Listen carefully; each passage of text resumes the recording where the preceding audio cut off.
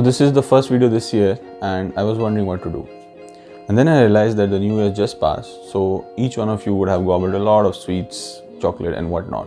And since I wasn't offered anything, I thought like, why not make you feel bad about it? Am I? Or am I not? So the answer is no, but the thing is, there's a constant discussion in my family as to why I don't have sugar in my milk or make any sweets.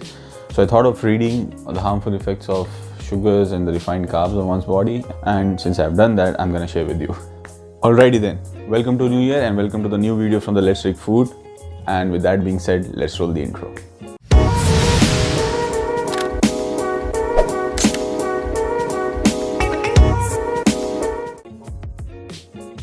So now, before I scare you off with the harmful effects of consuming sugar, let's see what it is. So chemically, sugar is sucrose, and it is made up of two more simpler sugars, or the monomers as we call them, glucose and fructose.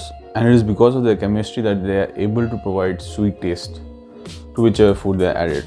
But if we talk about sugar, then there are several other functions. We call them the technological functions in terms of the texture or the aroma compounds that it can produce in food. But if I go into that, it would take me another video. So if you are interested, then let me know.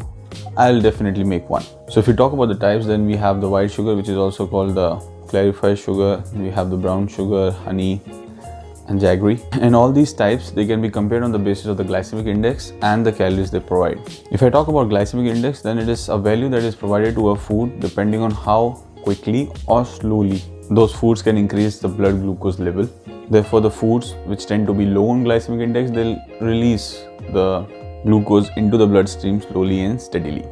While the food high on glycemic index, they do that quite fast. And then each one of them, they can have their own usage. As a low GI food, it would help you in weight loss, while the high GI ones, they can come into play after exercises when you are in need of energy boost. And just about now you can see the glycemic index of these different types, white sugar, honey and brown sugar, and you see that they aren't that different. And talking about not being different, we also find that the calorie count from all these, they are quite same. And among these, honey is the only one which has lower calories. So here I haven't talked about fruits and vegetables, I'll come to that later, but now is the time I start to scare you.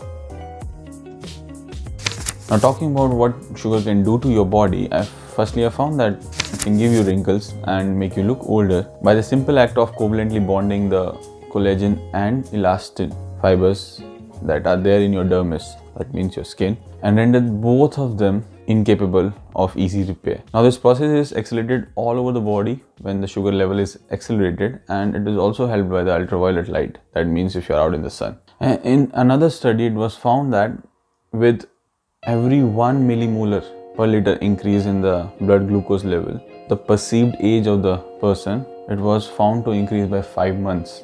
And then in another study done on Australian men, the foods that were high in sugar and also high in refined carbs, they were related to acne. Now, though this study was done on 23 men, but I would get scared by this. And then the sugary drinks, they can cause an 83% increase in the risk of developing type 2 diabetes, apart from damaging your tooth enamel. So in a study done on 91,249 women, it was found that those women who consumed a sugary beverage daily, they had 83% more risk of developing the type 2 diabetes in comparison to the women who had it once a month. And then some old studies which are still being proven, they have associated the sugar consumption with risk of developing cancers of breast and colon. And these studies, they say that insulin, which is a key factor in the growth and multiplication of cells, it is kind of spiked to abnormally high levels with sugar. Moving on, studies have also found sugar to block the leptin hormone. Now, leptin hormone is a kind of a satiety hormone that signals to your brain that you are full. But the consumption of sugar and the refined carb, it has been found to prevent this hormone from functioning. And that really sounds serious. And then if these don't sound alarming to you, then you have obesity, belly fat, and the fact that I said about teeth enamel earlier. These options are also available. Alright, so all the things I've said till now, they're only applicable to the sugars and the refined carbs. So kindly do not associate them with the fruits. Reason being, fruits do contain the sugar, but along with that, you have fibers, vitamins, and minerals So in a way, they are not just empty calories as sugar is. And then I would also suggest that you consume more fruits than you consume the fruit juices, as while processing the fruit fibers, they are removed, or whatever you are getting, it would be less as compared to a fruit. In addition, juice being an extract of fruit will contain mostly the soluble part, and sugar is a major component of it. But if you still prefer to consume fruit juices, then you can go for the cold pressed juices, which are nowadays readily available in the market. So in the end, I would say that you should read a little more about what is your calorie needs and how much calories you are consuming, what kind of foods you are eating, and how much direct sugary or refined carbs are there in your diet. And if there are a lot of them, then a simpler idea would be to replace them with complex ones as much as possible. So that's all for today, guys. I hope you are well in following the social distancing norms wherever you are. If you found this video informative, then leave a comment, subscribe to the channel, and share in your WhatsApp groups. And I'll see you in the next one.